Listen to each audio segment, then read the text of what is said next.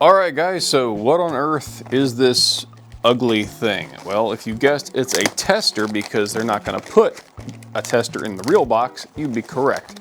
This is a tester of a men's cologne from Carolina Herrera called Bad Boy Cobalt Elixir. So this is a flanker of a flanker. So just keep that in mind. I don't own the original, but I do own some dupes of this particular fragrance. We're going to unbox this and you can see it right there. That's what it looks like. We're not going to put the box in the background because it's just a boring old box. Nothing really special about it. I might change maybe what I'm wearing because it's hard to see this thing. Or maybe do it from the back so you can see the color a little bit there. Yeah. All right, zoom in just a little bit just so we can see what's going on. I might even change my clothing on this because you can't see anything because it's just trying to grab my shirt. All right, I'm not sure I like how this is turning out. Let's mess around with, maybe do that a little bit, just so we can see something. Yeah, that'll work. I'm not gonna sit there and do 2 takes. We know what we do here on this channel. The way we do it on this channel, we talk about the notes. I'll spray them on paper, then I'll spray it on the skin. I do both because the clothing sprayers, that's a good analog for paper and clothing. It tends to last longer, doesn't project quite as hard, but certain notes come out a little differently on paper versus skin. If you have any experience with fragrances, you know this to be true. Now, after a while, I will then blip out of existence after talking about those opening notes and how they kind of present themselves. And then I will come back after having worn this for a few days, and that will be kind of the whole review. I'll talk about longevity, projection, how the notes break down over time, and whether or not I think it's worth it, or if it's worth it for your particular situation that you might be in. All right, so let's go ahead and talk about those notes. First up, we got, it's not a whole lot of notes, very few actually. We got black pepper, sage, in the opening, truffle and woodsy notes in the mid, and then vanilla and frankincense in the base. I'm making sure I got the right one because I don't want to be telling you the wrong information. Nope, that's it right there. All right, so this does not even sound like a blue fragrance, so let's see how this goes. All right, let's go ahead and spray on paper. There it goes. I don't know why people dog on these atomizers. They're actually pretty decent. You can probably see that really good. You just gotta hit the back and hit it with some assertiveness. Okay, yeah, all right, it's blue. I mean, like, this isn't fair. These notes, are they not accurate? Because to me, it's just missing so much. Like, there's something citrusy in here. So I don't know why. Let me make sure this is the right one. Bad Boy Cobalt Elixir, Eau de Parfum Elixir. Yeah, that's what that is. All right, just making sure. Yeah, it's definitely got something else going on there besides black pepper and sage in the opening. That's a profoundly incomplete set of notes. It's very fresh. I mean, there's definitely peppery notes in it and sage. And I'll be frank with you, if someone put a truffle in front of me and said, hey, smell this, I'd be like, all right, I can smell it. I don't know if that really helps you at all because I can't really differentiate a truffle from any other fungus. It's very clean, very masculine. It's definitely on the blue end of things. Kind of got a little bit of that shower gel kind of vibe to it. Like, those notes are almost non-usable in my opinion.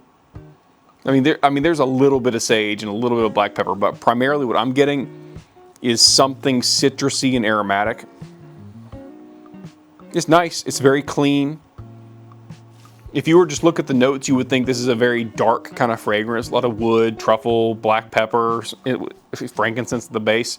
Like, yeah, that's, with that vanilla and frankincense base is kind of like, that might be the only thing that's kind of like lighthearted out of the whole note breakdown. But this is, yeah, to me, this is a standard opening for like a blue, semi-citrusy shower gel kind of vibe to it. Not necessarily photorealistic, but definitely not on the synthetic side of things. Yeah, that's good. All right, let's go ahead and do on skin, see if we get any kind of different result. Puts out a good bit of juice, nice atomizer. If it's pressurized, I wouldn't know. I assume it is with the button, but I couldn't tell you. It definitely projects like pretty beasty in the first 5 minutes there, so just keep that in mind. Okay, it's a little more sagey, a little more woody on skin. It's a little more, I would say even more masculine. It's got, it's got less of that freshness to it. And it is more spicy. It's got more of the black pepper. I'm noticing that definitely more on skin. On paper, holy cow, it's a very different interpretation compared to the paper. So on skin, this is a much more masculine, a little bit darker, a little spicier, more wood-focused fragrance.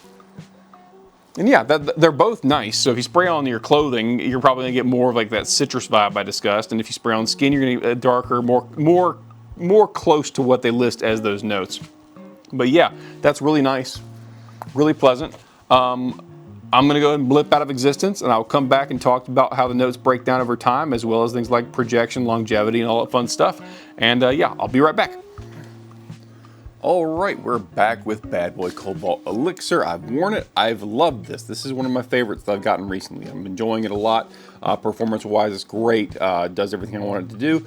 It's been like in the high 90s, and we broke 100 recently. So performance, as I've been evaluating it in my neck of the woods, hasn't been the best it could be because it's so darn hot, and if you're outside for like an hour, you're burning off a lot of the fragrance oil. So just keep that in mind when I give my analysis. If you're in a slightly cooler climate or where it's just not so freaking hot, you might have different results.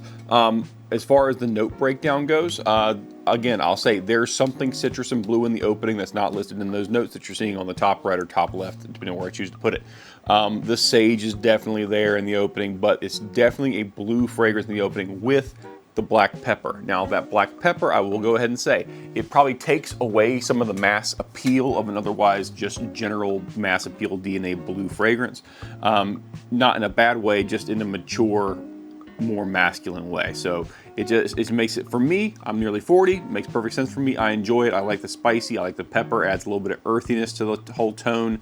That's just nice, in addition to those blue notes I mentioned. As it dries down, the wood notes come out. They're nice, they're clean. It's not like, oh, this is more birch and crisp and white, or it's more like oaky or cedary. It's just, they really do have a correct, woodsy notes is correct, because it's just a generic kind of woody vibe to it. Truffle, I don't know what a truffle smells like compared to anything else. To me, truffle oil just makes food taste kind of good. It doesn't really do much olfactory wise for me. But overall, it is a nice fragrance. It's a well done, well blended designer fragrance. Now the dry down, what is probably more interesting than the mid to me, the vanilla and the frankincense. The frankincense to me is just a resinous sweetness. It's nice, it's clean, it's good, it smells just good. It's just a pleasant smell. But the vanilla, this is not a gourmand vanilla. The way the vanilla presents itself is just a smooth, creamy sweetness. It's not like, oh, that smells like vanilla ice cream, or oh, that smells like vanilla bean or vanilla extract. It's just a general sweet, smooth kind of creaminess. Nothing really more to go on that than that, which is nice because I don't really, like during the summertime, I don't really want to smell like heavy vanilla in the dry down. So I call this like a light vanilla resinous kind of combo at the base that keeps it in the fresh category for summer and springtime. Keeps it in the blue category if you want another categorical statement. Now, as far as performance goes, I get about 6 hours of this, but it's been hot.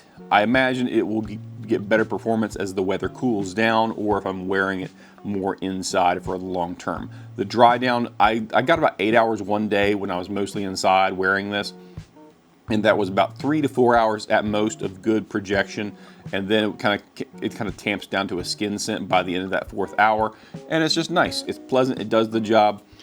If you want to overspray heavy, you can. I would say that pepper note might be a little strong because the more you spray, the more that pepper note seems to come out. So just keep that in mind. But it's one of those fragrances that it is mass appealing enough to where no one's gonna be offended by it, in my opinion, unless you're in like a really tight and closed space and you're like running people out the room.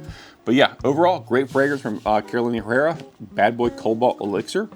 It's going on my shelf. I'm enjoying it a lot, and I think you'll probably enjoy it too, unless you just really don't want that fresh, kind of sharp pepper note in the opening. Some people find that a turn off. But yeah, if you have any questions, leave them in the comment section, and have a great day.